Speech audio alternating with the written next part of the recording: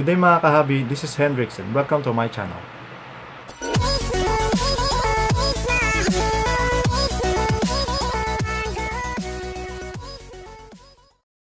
Isa ka ba sa mga nagpanik kahapon? Hindi mapakali at hindi alam ang gagawin. Yung tipong busy ka sa buhay mo kahapon na ginagawa yung mga ginagawa mo araw-araw tapos biglang nawala ng kuryente. Well, siguro lahat tayo mga fish keepers pare-parehas ang nararamdaman. Tipong unang magiging reaction natin yung, hala, paano yung mga isda? Huwag kayong mag-alala guys, hindi kayo nag-iisa, lahat tayo ganyan. Kaya naisipan kong gumawa ng video guys para mabigyan kayo ng tip kung ano yung ginagawa ko pag mga ganong pangyayari. Tip number 1 guys, ang pinaka-importante pag nawala ng kuryente. Alam nyo kung ano yung dapat nyong gawin. Kumalma kayo! Ano kayo eh. So yun guys nga, dapat kumalma kayo kasi pag namatay naman yung power, hindi naman yung minsan saglit lang 5 seconds, then 1 minute. Kaya wag muna kayong gumalaw. Tignan nyo muna, i-observe nyo muna yung kuryente kung bakit nawala siya. O huwag kayong magpanik mga kayo. Ang aquarium naman kasi may oxygen na yan may dissolved oxygen na yan. So hindi naman siya ganun kabilis mauubos. Depende sa bioload nyo, kung gano'ng karami yung isda, kung gano'ng kalaki yung tank nyo. So, wag kayong magpapanik agad kasi yung iba nga ilang araw, kahit isang araw o mas mahigit, tumatagal ng walang air pump. Basta yun nga lang, kalmado lang. Tip number 2 guys, kung makita nyo na may report na magtatagal na mawawala ng kuryente, huwag kayong magbabawas ng tubig. Kasi hindi ko rin sure kung bakit ginagawa ng iba yun. Babawas sila ng tubig para saan. Kasi ako hindi ko ginagawa yun. Kaya hindi ko rin ma-suggest sa inyo na gawin yun.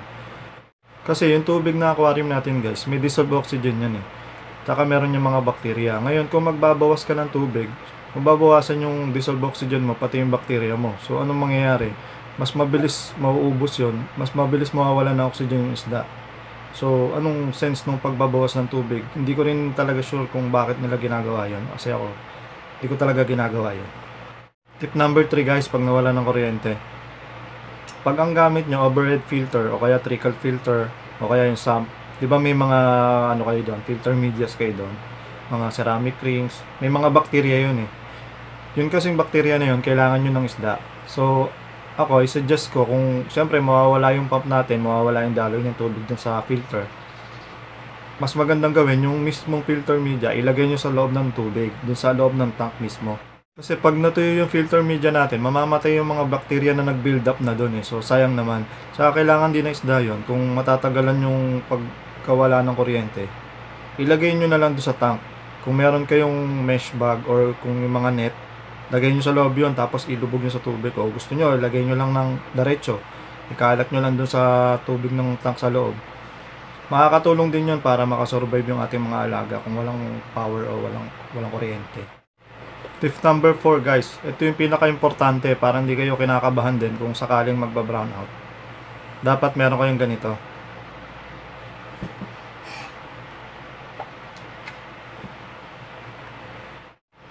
Itong maliit na bagay na to, ang laki talaga ng naitutulong nito sa atin. Kasi battery operated siya. Pag nag-brown out, lagyan mong battery, air hose dito, boom, may oxygen ka na. Ngayon ang battery niya naman, ganito kalaki, D-size. D-size yan Madali lang makabili nito sa market. Ito guys, pag pinindot nyo siya, ay naririnig nyo yung pump. Pwede siya dalawang battery, pwede rin isa lang. Nag-work pa rin yan. Pero syempre, mas matagal kung mas matagal kung dalawa siya. Yan, ganyan kasimple lang. Maraming klase nito, tsaka marami ring model. Pero ito yung pinaka basic. Ito siya pag nakasara.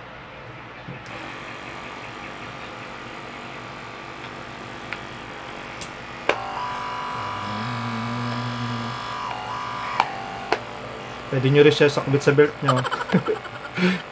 may sabitan ng belt dito. Hindi, pang-clip yata to sa pang-clip yata sa aquarium. So yun guys, itong pump na to, nabili ko lang to ng 150 pesos sa Cartimar. Sa mga online seller, marami rin nagbebenta nito. Saka sa mga pet shops, meron din sila minsan stocks. So yun, wala akong ibang sinasuggest sa inyo na gawin, kundi ito lang talaga. Bumili kayo nito, tapos ang problema nyo, hindi na kayo magpapanik. Kahit iwan nyo lang to, tapos wala kayo sa bahay, sabihin nyo lang sa nanay nyo kung sino man nasa bahay, na i-on lang siya, pipindutin lang on. Tapos may hose. Meron siya kasama hose tsaka airstone. Yun lang, lalagay mo lang sa tubig. Hindi ka na magpapanik, hindi ka na makangamba na baka kung anong mangyari sa isda.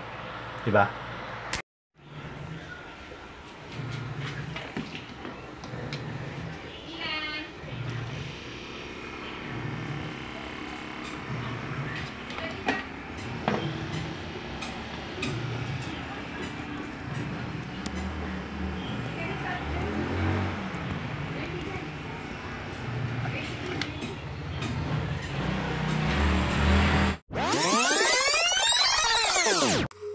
So yun guys, sana may natutunan kayo sa video na ito.